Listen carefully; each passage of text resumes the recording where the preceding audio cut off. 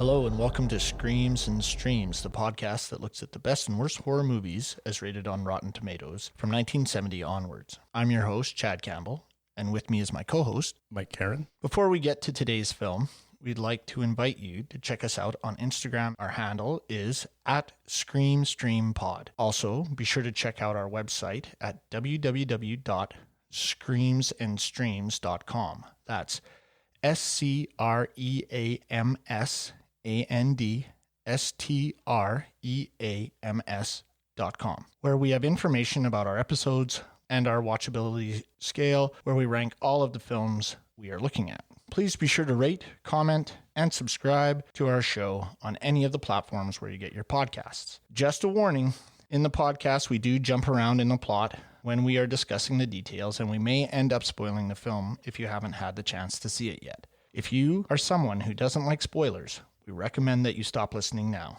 Check out the film and then rejoin us for our discussion. Yes, Bird with Crystal Plumage, Dario Argento's directorial debut. In 1970, it is an Italian film. It is considered not the start of the Giallo movement, but sort of the key piece in setting what that entire subgenre of film would be. And I do think it's important at the start of this discussion that we do maybe explain to people what Giallo is so that people know what we talk about when we do mention it later in the episode. Good idea. Let's do that, yeah. Okay, so in the 50s and 60s in Italy, they had a type of literature similar to what we know as pulp fiction of the detective novels and that of that same era in North America. And these novels often had a yellow cover and were known just as crime thrillers, detective fiction, and things like that. And so Giallo, which is Italian for yellow, became synonymous with that subgenre. And then in the 60s and into the 70s, when it had its heyday, Italian films that dealt with suspense, crime thriller, took on that name as well. So usually they're related to having stylish and violent crime. It's linked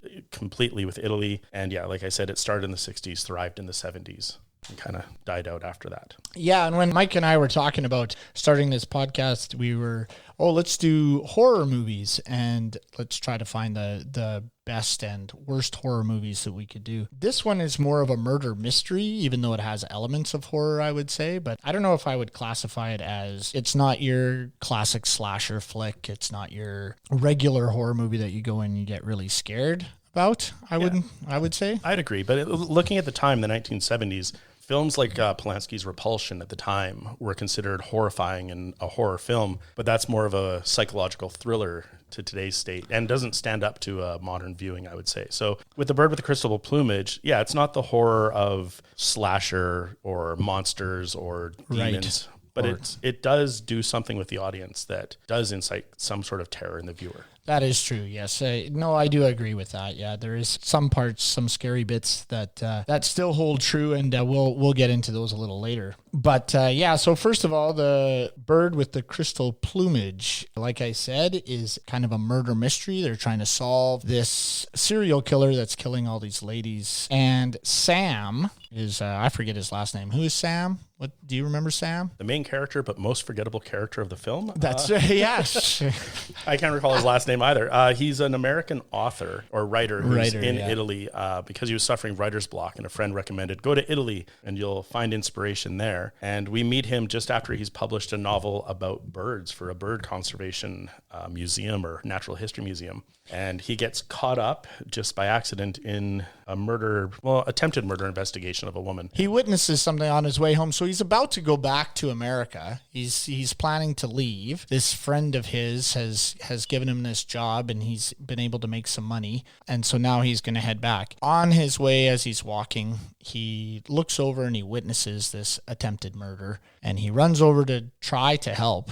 But he gets caught in between these two panes of glass, this kind of doorway. He gets trapped in there. And then he witnesses this woman struggling. And then the rest of the movie is the investigation and him trying to figure out who this killer was with the police, which I found a little odd. I wouldn't say it was with the police. I would say the police were just letting him do the investigation. Right? That's what I thought. Like they called him in and then they gave him access to everything they were doing for some reason. This writer from America. We can't tell you to stay away, but we'll also give you the address of the suspects and the victim. Yes. And support you and give you bodyguards. But, It's like, well, I want to talk to there's a section later we'll get to where he says, I want to talk to the pimp. And he's like, oh, that's easy. We'll just organize an interview with you. And it's why is he getting access to all these murder suspects and witnesses as a writer from America who wrote about birds? Like he's not even he's not even a mystery. It's not even Angela or Fletcher there from Murder She Wrote. Not He a doesn't known even, investigator. doesn't figure nothing out. He's not just this guy. Poirot. Yeah. No, but I think we have to be careful how hard we pick at things like that, or this movie will fall apart quickly on us. Yes, I agreed. You just kind of have to. This movie is a great exercise in suspension of disbelief. Like you could nitpick it to death, but keep in mind that it is in 1970, so there are some. The biggest challenge I had watching this movie was trying to watch it as if it was new. And like trying to appreciate the little nuances that they tried to do to scare you, to build the tension and to make it happen, because nowadays movies are so much different than what this is. And knowing that it's a director's first film. Right, yeah. Right, which I mean, it's 85% on Rotten Tomatoes for a first film. And we'll get into that, whether that's deserved by the film or perhaps just because of its place in the subgenre. We'll talk about that later in the podcast. Right. So we're going to go into we have some categories that we're going to go to help us critique and go through this movie. Number one is first impressions. So Mike, what was your first impression of this film? Right off the bat, I was impressed with the visual aspect of the film. It's a lot of movies from that time, a lot of films from that time are very dark, hard to see. And this movie does have dark moments where I wish I hadn't watched it in the daytime because perhaps I was missing some details. But I think that's part of what they were doing, right? Leave the audience feeling just as in the dark as the characters on screen. Right. I like that. I felt the use of light, and especially that scene where he's trapped between the two planes of glass. Just right away, I'm like, this looks amazing. And so that's really what brought me into the film. There was issues with the English dubbing. There was issues with some of the sound, but right. First impressions overall, the visual side really got to me. And yeah, there was a suspension of disbelief in order to make it sort of through the movie, for lack of a better word. But the plot did get me. There was the question, like at the end, and we're not going to spoil the ending just yet, but I didn't see the ending coming in any way. No, I agree. I kind of fell into they did a very good job of distracting you from what really happened. I did like that. That was my biggest thing. And I was engaged the whole time, despite my little nitpicky things about a 1970s movie and using a lot of cliches, which probably weren't cliches at that time, right? So they're being innovative. But me watching that, it did keep me engaged. And I would say overall, I did really enjoy the film. There were just parts of it that I was watching it now, I was, okay, come on. Like, why would you do it? But again, nitpicky little things. Over the course of the film, I did really enjoy it. I guess there is something to be said. It is a film I think worth watching, but I did fall asleep on my first attempt to watch the film. As did I. So that does tell you a little bit. It is slower fare. It's maybe it's too atmospheric at times. I'm not sure. Maybe it was an end of a long week at work. But on the second attempt of the watch through, I was able to stay through it, and very glad that I did. Mm-hmm. No, I agree. Yeah, I was watching it. Well, the first time I was watching it, I was just sitting up in my room in bed. And so just got comfortable and was like, now I'm out. But then the next time I went downstairs and I actually turned all the lights off, which kind of gave it the horror atmosphere that I was looking for. And it was really good. Actually, for probably the last 35 minutes of the film, my daughter came down. I was like, I don't know if you want to watch this. But at that point, all of the bad stuff had already happened. So there wasn't really anything left. And she started nitpicking at it. She's, why are they doing that? And what's going on? And it's like, you can't jump in. Well, and I think the fact that it had a rating of GP at the time, which became our PG. Oh yeah, so okay. Even when this movie was released in the theaters, while it was something new and was considered a great thriller, suspense, horror film at the time, even the ratings boards at the time gave it a family-friendly right. rating. So it could be marketed to everybody, not just necessarily adults that want to get scared. So then we have Tropes, Hall of Shame. Yes. So for our listeners, we're going to be going through these movies and just talking about things that are overly common in most horror films and play well or don't play well, but we know we've seen them so many times before. I guess the issue is with a 1970s film, is it a trope that's overused at this point or not? But for a modern viewing, it is something that can jar you out of the experience, I think. Oh, most definitely, yeah. There were a lot of them that I was like, why is this happening? Why are they doing this when we know that shouldn't happen? But again, probably not cliches at the time, but they are. Yeah, and I've got a list of, about 5 or 6. Oh, wow. Yeah, you really went into it. Okay, go ahead. Give me your first 2, and then I'll give you a couple, 1 or 2 of mine, and then we'll continue. So the first one that really sort of stood out to me, and it's something that I always have an issue with, is when someone's standing in or near a street and cars make noise. Right. But then the car will drive by and honk. And I know it's meant to startle the audience because it goes from this silence introspection to this honking of a horn and sort of shakes you up. But nobody doesn't hear the vehicle. And also no driver waits until the very last second to honk. If you're going to honk at a pedestrian, you're going to honk before you get there. Right. So yeah, that one came up. And the second one on my list is something that we've already mentioned, but when he's in the police office, it's like, well, this woman isn't the first victim. We've had a serial killer who's killed 3 women previously, and then goes on to detail how the 3 women were murdered and gives all the information about the use of the knife. It's just at that point in the movie, like, why are you telling a potential suspect all of this information about what's happening? Yes, and that was my biggest thing was at that time, Sam is considered a suspect. So they haul him in for interrogation. They want to ask him a bunch of questions. He's witnessed this. And the lady who was, I guess, attacked lives because he was able to get there, call the cops, but he wasn't able to help her because he was stopped. The door was locked and he couldn't get through. It's an interesting kind of entrance way that they have there. But they haul him in there and they take his passport and they tell him he can't leave, but they don't charge him with anything. They don't let him call a lawyer. They don't do any of that. And then they start involving him in all these like super involved parts of the investigation and give him access to everything. Wow, they have his passport. Well, and that scene, I wrote it down later, not as a trope, but it was more of something to pick on because he goes from, you are a suspect and I want to call the consulate. Go ahead and call the consulate. It's almost like there's an edit there missing, but I think this is we can't pick apart too much because it jumps from him getting on the phone to call someone about what's been happening. And he calls his airline to cancel his plane ticket because he's now bought in and caught up in what he wants to. Which the girlfriend is totally not upset about, by the way. No, not at all. Yeah.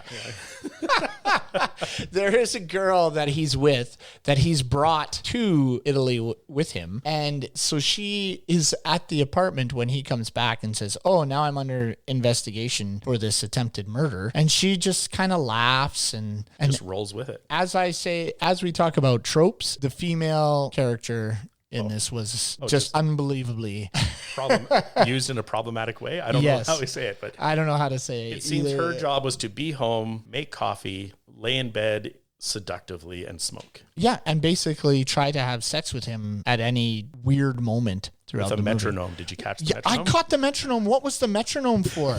I don't know. Was that supposed to keep him in time? Like, I don't understand that. And that happened. So they get together. He tells him that we're just going to break this all down for you. Get together. They tell him that, we can't go home because I'm under investigation for this attack. They took my passport. And then she just starts kissing him. There's a bunch of these weird like cut scenes, which we'll get into later. The editing in this was fucking shit. Yeah. Sorry. But it was hard to follow. But anyways, they get into this stuff and then when it's after, they're under the best thing is another trope, but not from horror films, but they're under the blanket and they take the blanket down so we see their heads and they're giggling like, oh, didn't we just have fun? Yeah. But then above their heads on the sort of headboard is a metronome that's just clicking away. And then they go at it again. And then at one point he's on one part of the bed and the next shot he's on the other part of the bed. Like, it's just very disjointed and kind of thrown together, I think. But yeah, it is a bit jarring. It just, I don't know if it was meant to be comical, like a comment on American rhythm. I don't know. Maybe. Maybe that's why they threw that in there. I don't know. But it was a scene that frankly didn't necessarily need to be as long as it was. We needed to see a little more confusion or anger from the female character about what has happened. Sides. Because, well, he seemed ticked off, but then she was just, oh, it'll be okay. Here we go. It was just a weird scene. And then in the next scene, Sam comes back to the detectives, and they bring him into the lab, and they start talking about all the forensic studies they're doing for this James investigation. Bond level futuristic technology. Yes. Oh man, watching these 1970s computers is laughable. They're just massive. I think we should explain. Like, I don't know a lot about 1970s forensics, but they sit there and say, well, he's left-handed, he smokes exquisite cigars or high-level cigars, right? Is male, between a certain height, certain weight, and then they push like 4 buttons on a computer, and it prints out this dot matrix image of what the killer could look like, and then a list of criminals that match the description with like a 4-button push. It's amazing. Yeah, you remember the old Tandy? Our older listeners, the old Tandy printer that. It's all. That's how they identify this printer or this killer. Yeah, it's ridiculous. And they say he's about 6 feet tall. He smokes these cigarettes and is left-handed.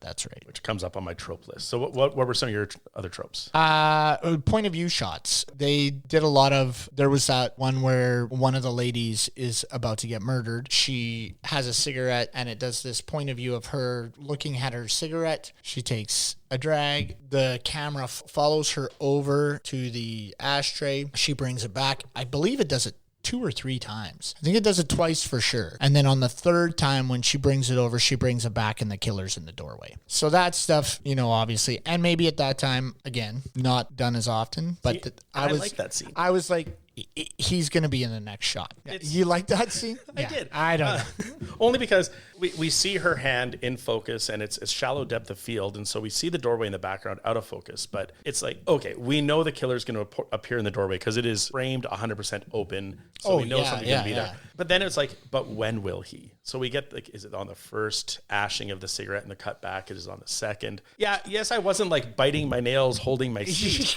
Because he's going to be there, right? You just cannot. So it could have shocked us by like, and suddenly he's in bed with her, and then oh my gosh, how did he get there? Yeah, but I thought it was an interesting use for maybe again 1970s. Maybe this was a newer thing. How many times had they used that style of shot and that perspective? Yeah, I guess, but I just didn't buy it. It just for me, it took me out of it. The movement of the camera with the cigarette to the ashtray and then back and forth, and then he was there. Okay. However, the rest of the scene I thought was pretty intense. Yes. and was very well done. That beginning part I didn't particularly enjoy, but when he came in and started doing what he was doing, it was that one. It was unsettling. It got me. Yeah. Especially because like she's just wearing a nightgown or a teddy, feeling very safe in her own apartment. She's a single woman, and so it does establish in the audience, right? This is a woman who feels very safe and secure. So there's that like violation of security that someone living alone would have. It plays on that very well. But my question also is, how often do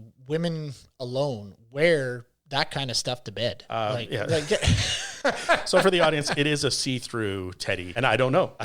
Because that could be a trope right there. Like, I mean, scantily clad blonde women. Yeah, for the titillation of the audience. Yes, exactly. But yeah, she's basically in this, cheesecloth that she goes down, and then she's on the bed, and then the killer is there within the next couple of puffs of the cigarette, and then he comes in and he attacks her, and the attack is, as I said before, pretty intense, and it does make you kind of go, whoa, this is, at that time, would have been pretty graphic, I would think. Yeah, and compared to the other, like, we're going to talk about a more violent attack later in the film, but compared to the first one, which is like the main sort of instigator of this film, this one is far more, there's a creepy intimacy, and it's shot fairly tight. Yeah, it is. Yeah, there's a lot of screaming. I actually had to turn the television down because I was afraid people are going to run down there. There's a lot of screaming. There's a lot of disturbing imagery,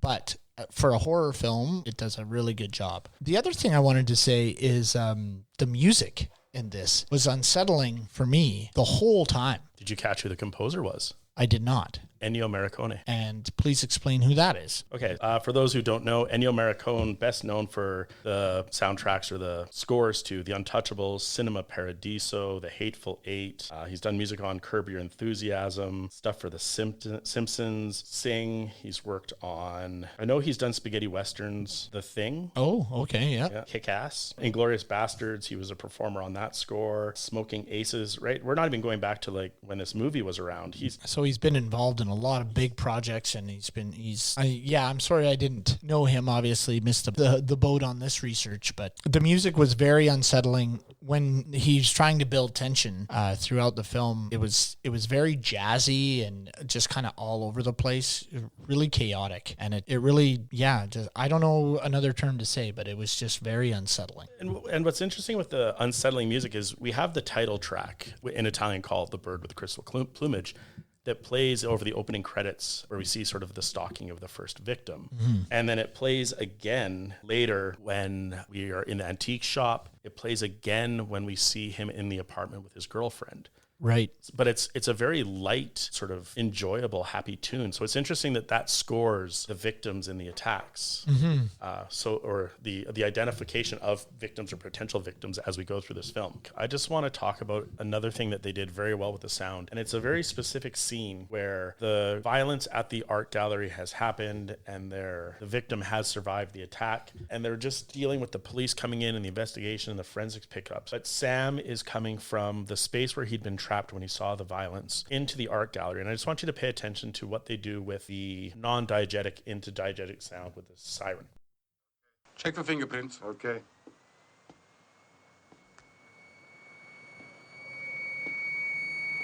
Good evening. I'm Inspector Morosini. Tell me about it, eh? What's that? What happened? I want to know everything you saw and heard. Everything. How is she? Oh, she'll be all right. Thanks to you.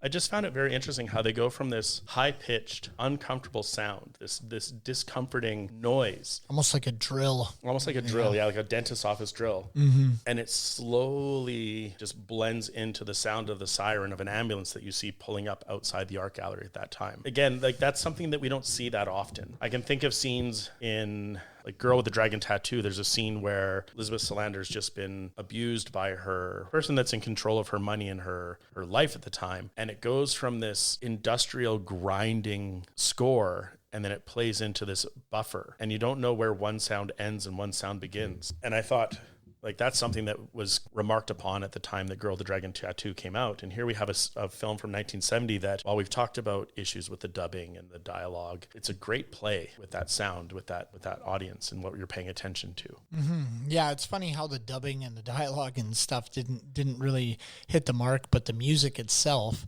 that they use, the score of the film it's almost like its own character mm-hmm. within the film because it's done so well to keep you unsettled. All the sound effects and stuff they use really do well in this film to kind of keep you engaged and just kind of freaked out.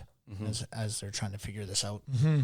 And one of the things I will say, I guess this would go back to first impressions, or I liked how they started it where the killer was picking the victims and they used the camera to take the pictures of the person, made it look like she was stalking, but then they kind of went away with that. They stopped that about midway through the film, and I didn't know why they stopped it, but I did like it in the first two victims that they were using. And I think that's part of what might unsettle an audience too, is you have this killer that we're seeing this, like that watching and the planning. Like these attacks weren't random. They were specifically chosen for a reason that we don't quite know what that reason is. But then what Dario Argento also does is we see the killer looking back at these photos, and he has this rollout selection of knives, or they have this rollout selection of knives. Right. Where they're choosing what knife do I want to use? Like, what's going to give me the most pleasure? Mm-hmm. And it becomes creepy because it's not just this random slasher. It's not just this, like, we're only killing women. It's this mind of a killer that has a plan and has a systematic approach to it. Right. Yeah. No, I agreed. It's a very good use of that. But I don't know why they went away from it about midway through the film. The woman who gets attacked in the elevator, they don't take pictures of her. And then afterwards, they don't do it again. But I think maybe the woman in the elevator is the last one that gets murdered before we start to really figure out before Sam starts to get closer to what's happening. But we should move on here because we're going to be. So we've got we've done tropes, first impressions, and now we're going to move on to one-liners. What are some of the favorite one-liners in here? I only have one, so if you have others, you can. Well, let's hear your one first. So to set the stage, this is they're bringing in potential suspects for Sam to identify because he potentially has seen the face of the killer, and so they're like, well, maybe you'll recognize him. So then, as they're waiting for the lineup to start, the detective says, "Right, bring in the perverts," and it just sits so weird. And it also shows the ineptitude of the police. Like, while a murder's happened, it must have been a pervert that did. Yes, exactly. Mine is in that same scene, and we had talked about this before we started. But mine is in that scene. They bring in a transvestite, and he says, "Transvestites don't go into the pervert line." And which for 1970 is a surprising viewpoint. Like, that's right. Yeah, you would think that they would be, oh yeah, they're all lumped together, but no, he was like, nope, that's not where they go. They go in a different line. And then the transvestite Ursula Andress is like, "Thank you," and walks off the screen. I thought that was hilarious. So that whole little bit was awesome. Yeah, very funny. What didn't age well? Probably the transvestite pervert line was for me. I don't know. Do you have anything else? At that and the 70s acting was for me a little much at points, but the dub. And apparently this is something that's in all the Giallo films because it's often filmed in Italian, dubbed in English, right. Or often it's just filmed and then they even dub the Italian dialogue afterwards. So they're known to having a syncing issue with their ADR. Oh, okay. But the scene in the antique shop plays so awkwardly. Like they're just jumping over each other's lines. And, oh, I see. Okay, yeah. So for me, that doesn't age well. That is a thing of the time. Right. Other than that, I don't have a lot of other didn't age well. No, there wasn't a lot in this film. As I said, the 70s acting, there was a lot of really over-the-top moments that could have been dialed back a bit. The pimp that he interviews for one, they give him like a catch line that is, I wrote it down. So long? Yes, I wrote it down here. So long. Yeah. They call me so long. And I was, okay, whatever. It felt unnecessary. So they established that the pimp has a stutter, but the only way that he can prevent the stutter is if he says so long at the end of every sentence or every line of dialogue. Yeah. And I guess that adds depth to a character that doesn't require depth, but then it just extends so much more. It just adds to that scene time that didn't need to be there. Well, and he plays such a minor character, right? He's only in 2 scenes. He makes the most of those 2 scenes. He really, really does, man. He really pours it on. He's like, this might be my first acting gig and I've got 3 minutes of screen time and I'm going to use it. I'm going to soap opera this up. Yeah, he really puts on a show, but it is also distracting. I just can't buy his character because it just seems way too over the top for who this character is. Also, there's a lot of screaming and female bawling and stuff like that is just overdone. There's a scene where the girlfriend is being attacked and she just falls all over the apartment. It is dark, but she's been there for a long time, so that's I just didn't get into that. So that goes for about 3 beats too long. Yes. Yeah. And then the next she wakes up the next morning, Sam's in the apartment. We don't even know how that happened. Yeah. It just cuts from she's being attacked to she thinks Sam's in the hallway to it's a sunny day and he's in the bathroom and she wakes up in a panic. There are so many of these hard cuts into new scenes without any kind of transition or anything to say that they're going to change stuff that I wrote in a bunch. I don't know if we'll get to all of them, but there are times where he's in one scene, then the next scene. For the listeners, Chad is flipping through about 4 pages of notes. 4 pages of notes. I have at 39 minutes in, or 39 minutes left of the film where he's interviewing the pimp. It cuts right to him from the previous scene, and I don't even know why and how he got there. I said acting with the pimp is a bit much, and I said there's a scene where he's being hunted by this assassin, this would-be assassin. Sam, is being hunted by this would-be assassin, and he goes into this bus parking lot, and they have this very Scooby-Doo-esque run around where he's going through all these different areas. All of a sudden the killer's there. He takes a couple of shots. There's a lot of point of view shooting. You could play yakety sax over that scene. Oh my God. Would be amazing. It would totally. You need to see this. As soon as I watched it, I was, he's over there. He's over there. They're running through all these. They're in the bus. They're off the bus. Why is he at a bus stop or at a bus parking lot? Where did he find this place? Anyways, it's ridiculous. The one thing I forgot and just saw my note, another thing that doesn't age well or plays really kind of creepy weird is the antiques dealer. So yes. Sam goes to an antique shop because one of the victims, the first victim, was a girl that worked there. And while he's speaking to the shop owner, it is this predatory, I don't know, they're playing the antique shop owner as gay, but the body language is like invasive of Sam's space and over the top. And it just, again, everyone in this film is an over the top character, but that just felt too much weird. And maybe for the time, maybe it gives some comedy relief to the audience, but it doesn't age well. No, I agree that antique dealer was way too stereotypical, almost 1980s, making fun of homosexual people who work in that industry. Like, it was way too much. Yeah, I agree. Stood the test of time. Mine, I'm going to go first. I said the music. Yeah. I thought the music really got its point across, made you unsettled when you wanted to be, when you were supposed to be, built tension where you needed to. I thought the music was amazing in it. Yeah, that's really what I had.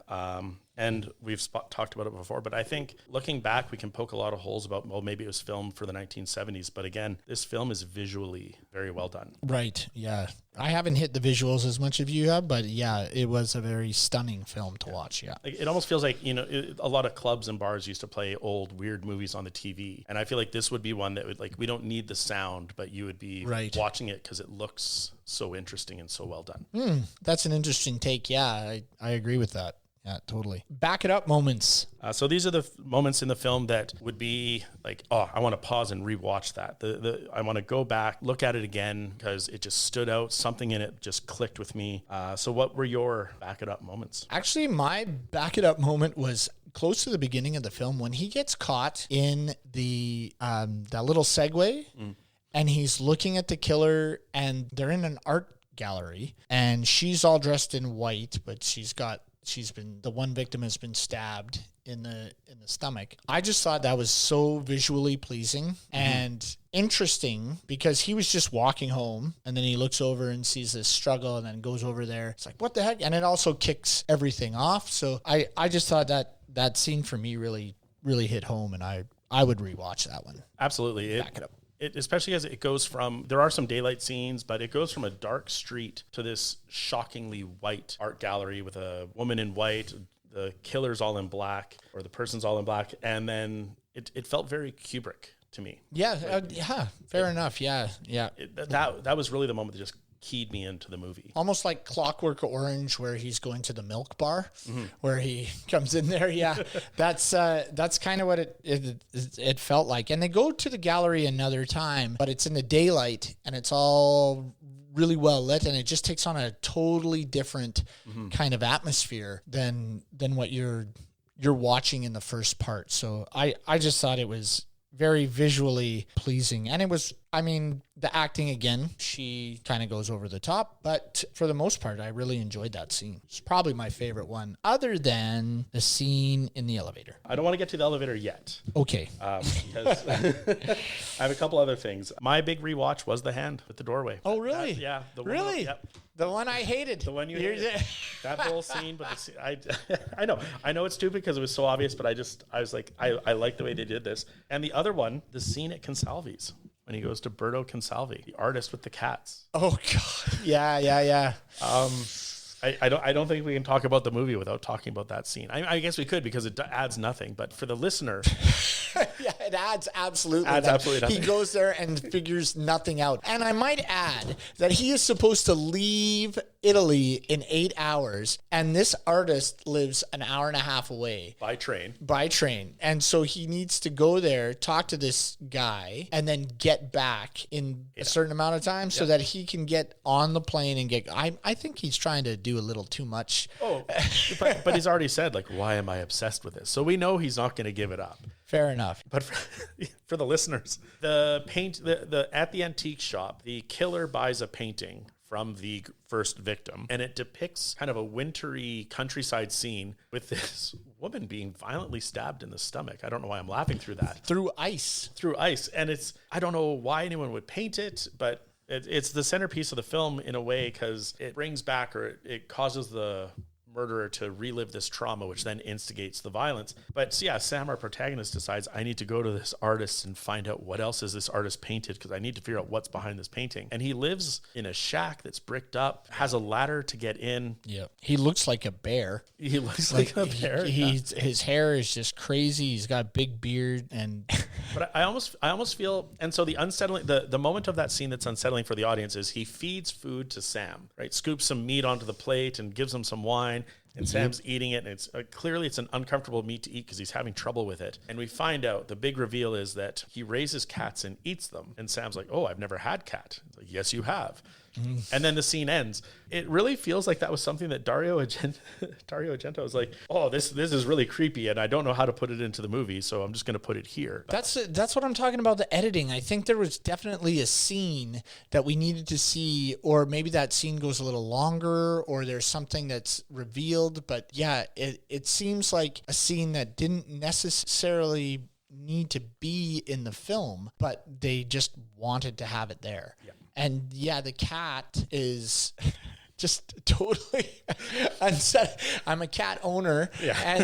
And so when he's out there, this cat's like moving around, and then he says, "Oh, they always try to get away." And then he opens this door and he's got a whole cage of cats, and Sam says, "Well, why do you keep them in cages?" Because if they're in cages, they don't move as much and they get fatter. Well, why do you want them fatter? Because I eat them. And he just says it like so matter-of-factly, and because I eat them. And he's like, "Oh, ew." But if I was going to show parts of this movie to someone, like if I said, like, I want you to see this, but I'm going to show you a 30-minute edit. That's got to be in the 30-minute edit. Just because it just shows the insanity that parts of this film are, I guess. Yeah, no, it is.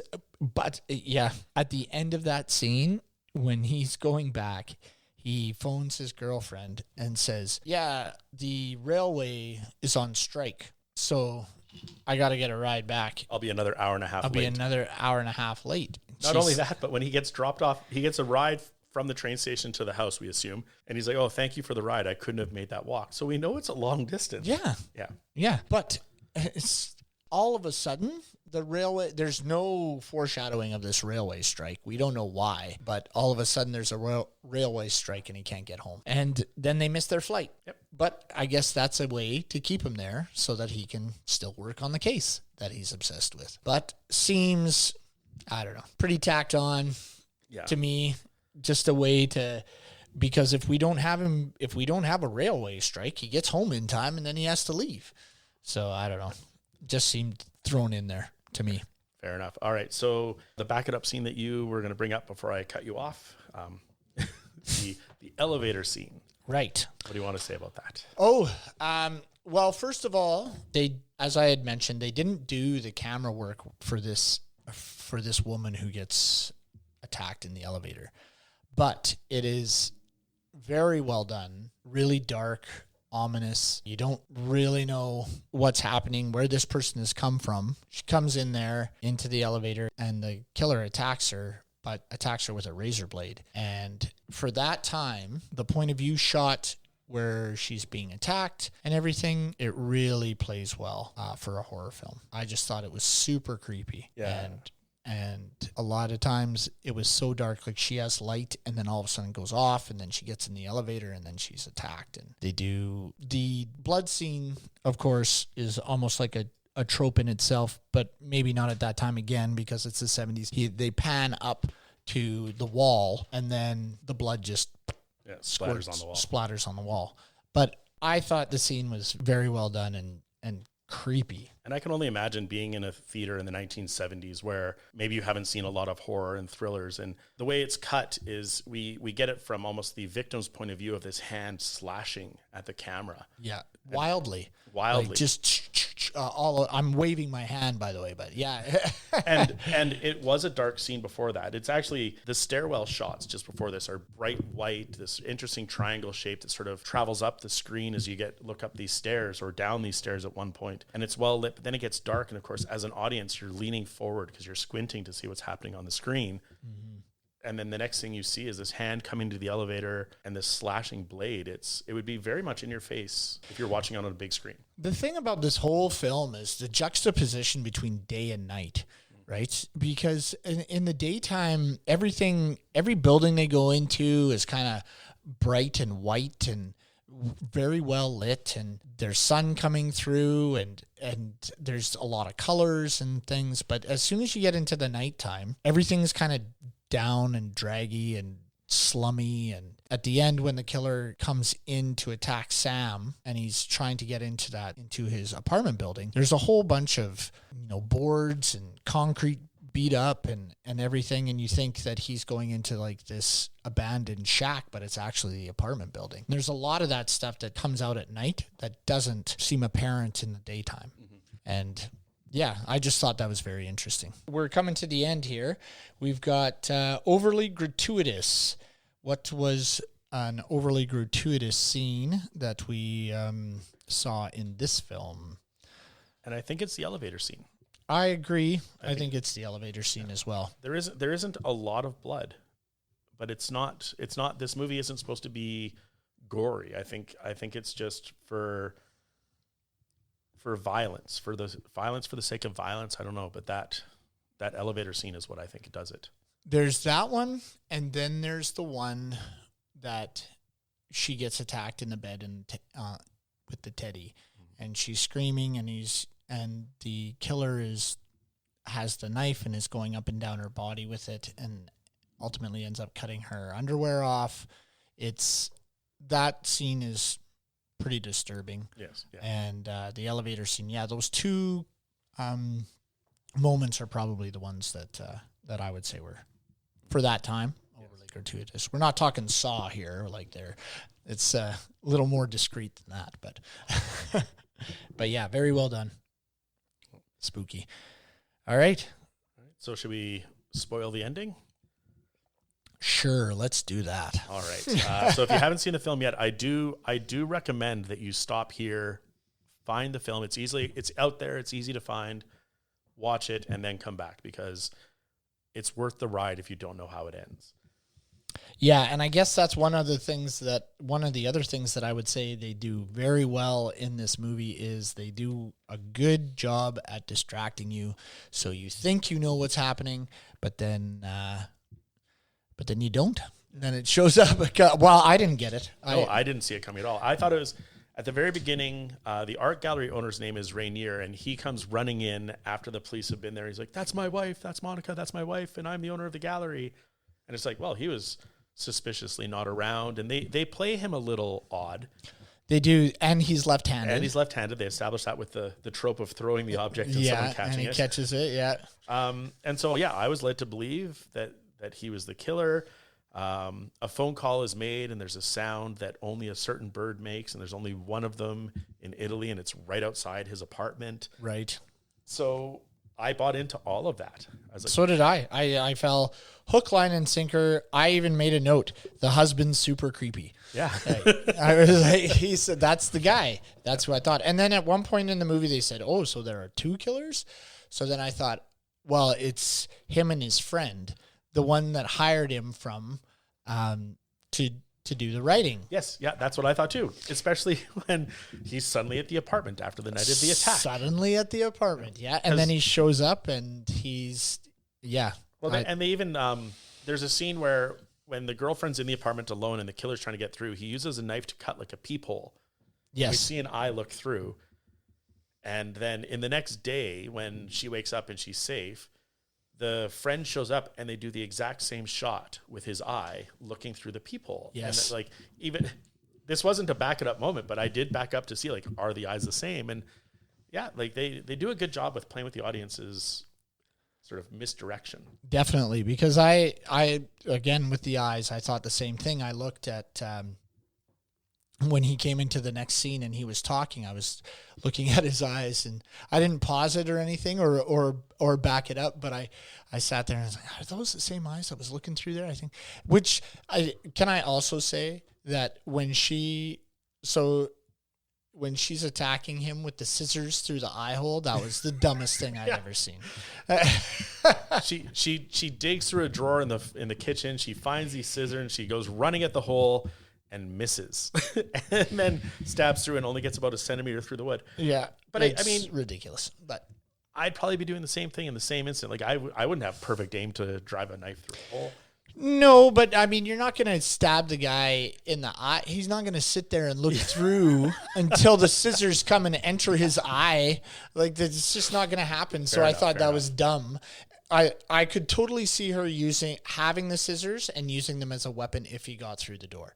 I could totally see that. So when she grabbed them, I was, okay, she's going to have a weapon. But then she ran at the doorway, and I just thought that was dumb.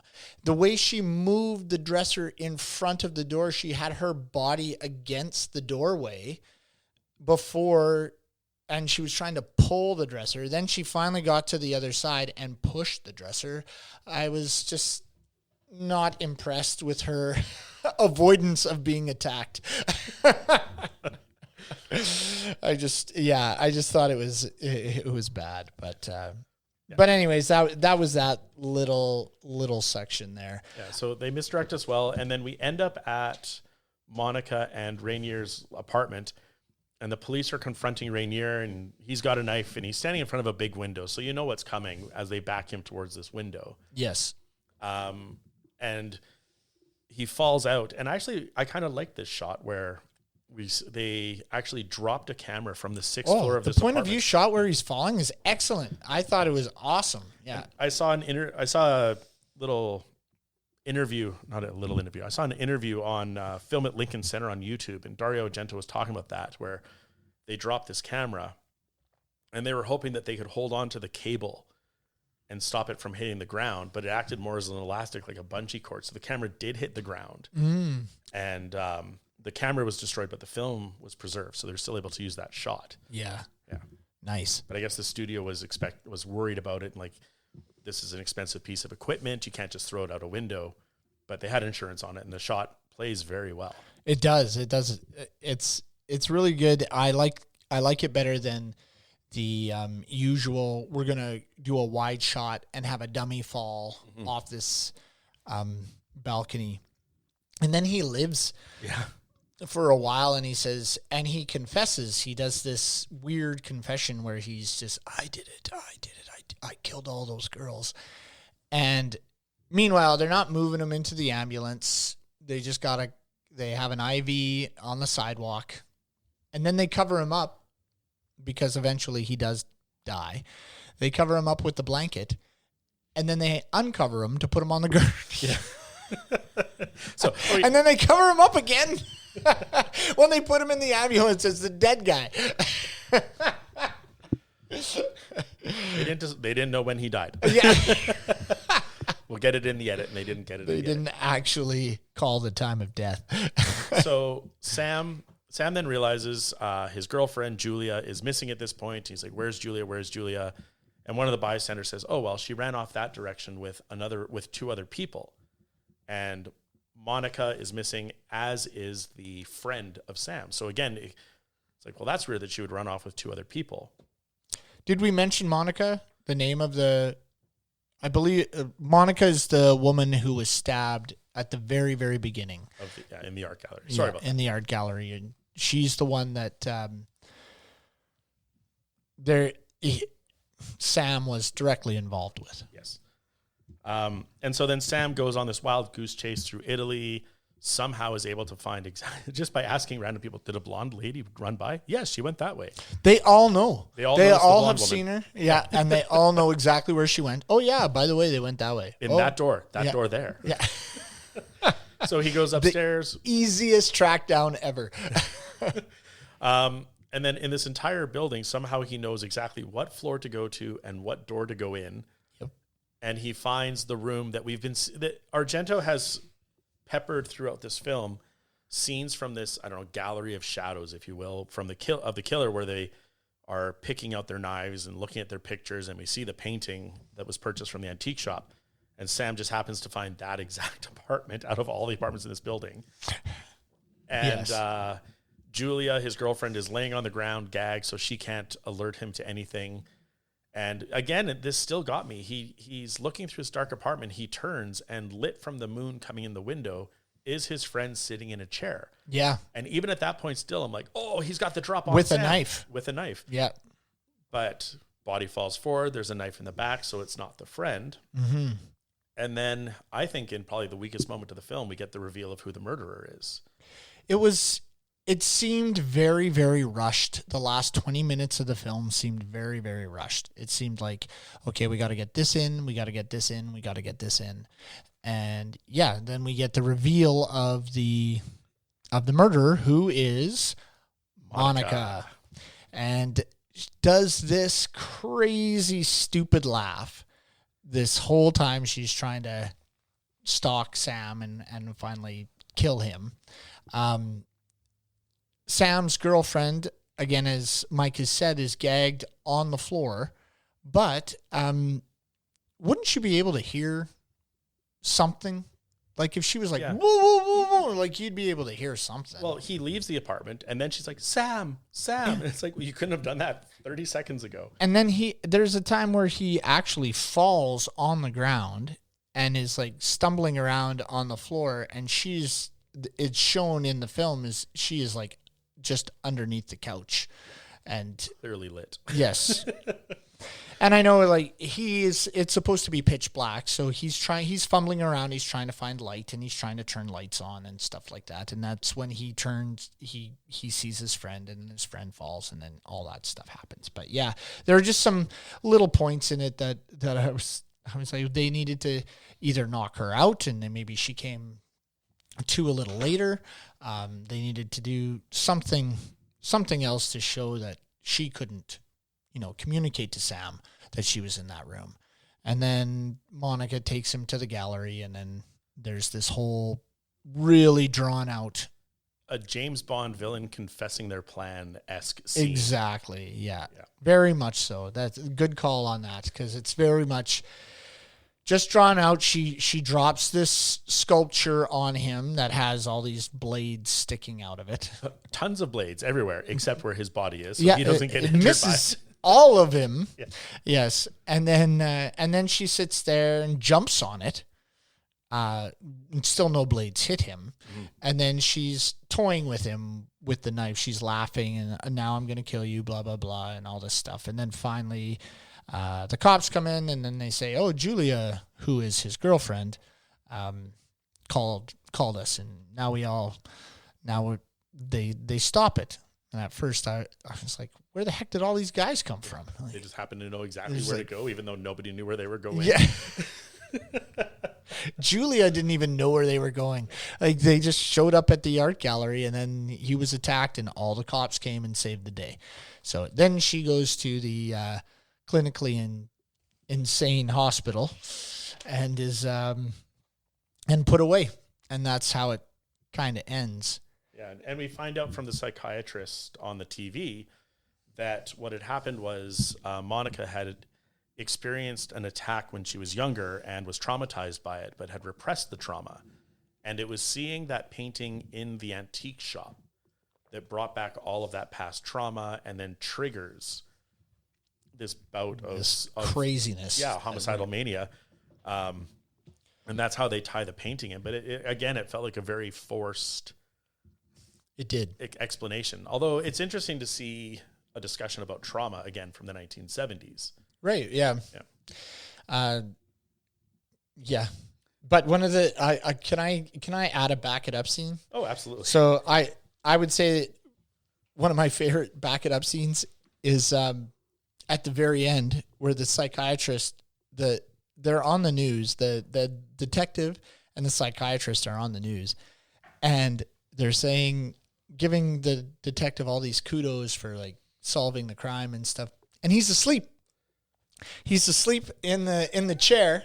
And then they say, okay, Inspector, and they call him, and that wakes him up. And then he's got no idea what he's supposed to be talking about in the interview. So then he just says, okay, I think the psychiatrist would be better to explain this. And then the psychiatrist jumps in, and who looks like Lurch from the Addams Family, by the way. The guy is massive. Yeah. And so he goes into this long explanation, and the detective goes back to sleep. I never caught that. I'm looking at it now, just sort of scrubbing through the movie, and that is It's amazing. hilarious. I was like, is this guy asleep? This has been the biggest case he's been working on. He hired a author or a writer to help him investigate it. Didn't even hire him, just like let him in on all the stuff. I wouldn't even say helped. He had an investigator do his job. Yeah, do his job. Yeah.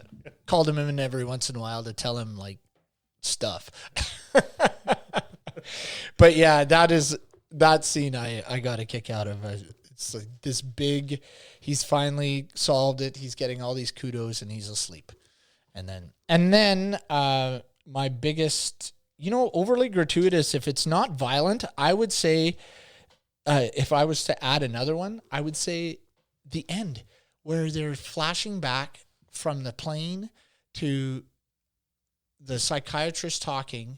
It's plane, inside the plane, outside the plane. And it's the same shot of the plane turning around to go on the tarmac for the last 5 minutes of the film. I don't know if I would back it up to look at it again. But No, that's overly gratuitous. That's not sorry. a back it up. That's like gratuitous use of the same shot over and over and over again of that plane. ridiculously over-edited. I've never seen a plane taxi on a tarmac in a more exciting way. It's just tight shot cut, tight shot cut, tight shot cut. It's turning again. Yeah. It was crazy. I couldn't believe it. And then the credits come up, and that's it. Yeah. They're just flying back to America. So I was, blown away with that. Again, as I said before, the editing left a lot to be desired in this film. There were parts that made up for it. Overall, an enjoyable experience. However, could have used some tightening up on the editing. There was another scene where they focused on his eyes. They did the extreme close-up on Sam's eyes when he was looking around. They used that same shot at least 4 times in the film. Yes. And he's really looking. They really want to get the idea that they he's really looking. wanted to hammer that home, and I just was blown away at they didn't even reshoot his eyes on a different day. They just used the same thing.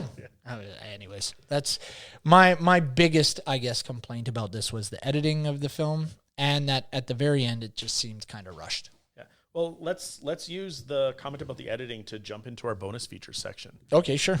This is where we'll outline things that we've researched or information that we found out, just to go along with our watching of the films.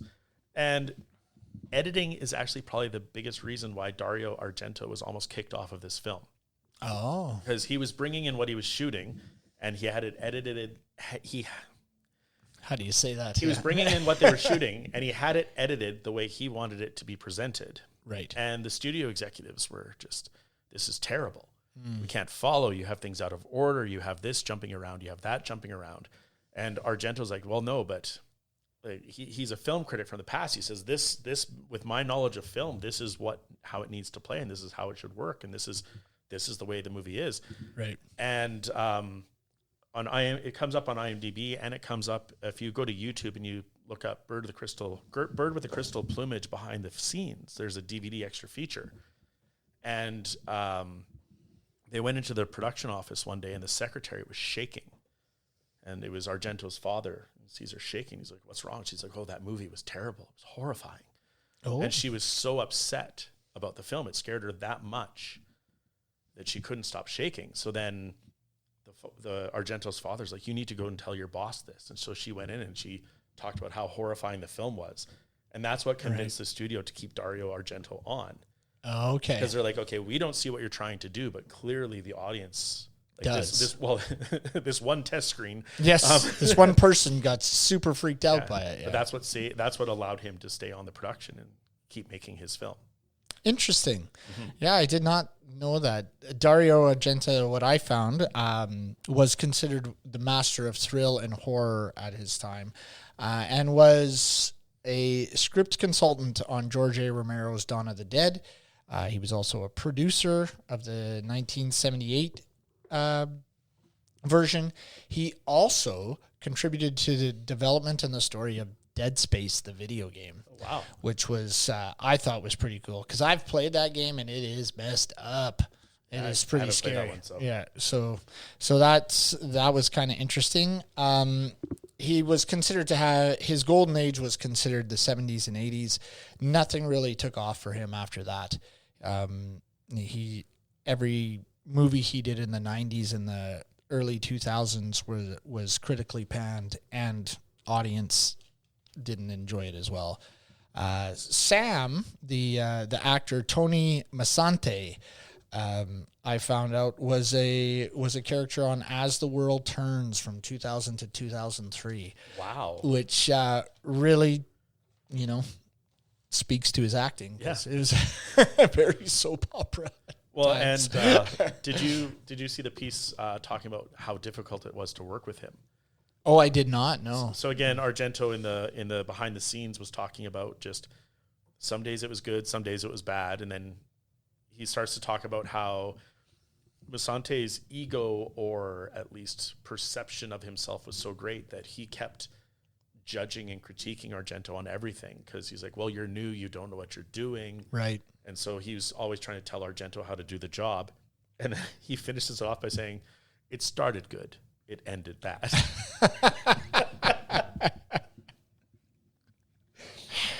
Yeah, so he, well, that's unfortunate that he had that ego with, sorry to say, that amount of talent. But there were other people that went on to quite the storied career. It was the cinematographer. I've talked about how visually stunning this film was to me. Right. So Vittorio Storaro, you go through his IMDb list, and it's like a what's what of Hollywood. Apocalypse Now, The Last Emperor, Tucker, The Last Tango in Paris, and two not great movies, but visually I still remember them, Dick Tracy and Ishtar. Oh, yeah. Ishtar I haven't seen, but Dick Tracy I definitely, and that was very aesthetically pleasing. Yes, yeah, and I can say the same about Ishtar. Yeah. It was, the way they shot that was well done, yeah. No, that's interesting. And the music we had talked about earlier, the musician. Ennio Morricone. Yep. Yeah. The writer of the scores has done a lot of things for Hollywood as well, and has moved on to do some pretty big things. So, yeah, it's kind of interesting to see from humble beginnings, right? Because as far as I know, this movie was well received. And I imagine during that time, do you have how much it made? I couldn't find box office takings. The budget is estimated around $500 million at the time, so about $4 million today. Okay, so a fair chunk of change to make this movie. Yeah, that's a big budget. Yeah, but it played for 3.5 years in Milan. Wow! So it was a commercial success. But I don't know what the box office taker revenue was. Yeah, that's interesting. Cool. So I guess that is all the information we have on the bird with the crystal plumage. So if you're interested in looking at some of these, finding a mystery thriller / horror film that is engaging, looks really good, music is top notch, acting questionable at times, but overall not too bad. And if you can get over nitpicking some little bits, then it's actually really well done, and I did enjoy it. But I would probably give it I'd give it a 6 out of 10. I was going to say, if we were going to put this somewhere on the table where 1 is a avoid completely and 10 is a go out and find it tomorrow, this sits, I would say about a 5 to 6. Right. Maybe a 7. Visually it's worth watching. But don't come at us because of the story. It is slower paced, right? So and it's only an hour and a half film, which they take a long time to get to where they need to go. And then they get there and they're like, let's get it done now. Yeah. So it just seems very rushed at the very end and seems to take its time at the beginning. Absolutely.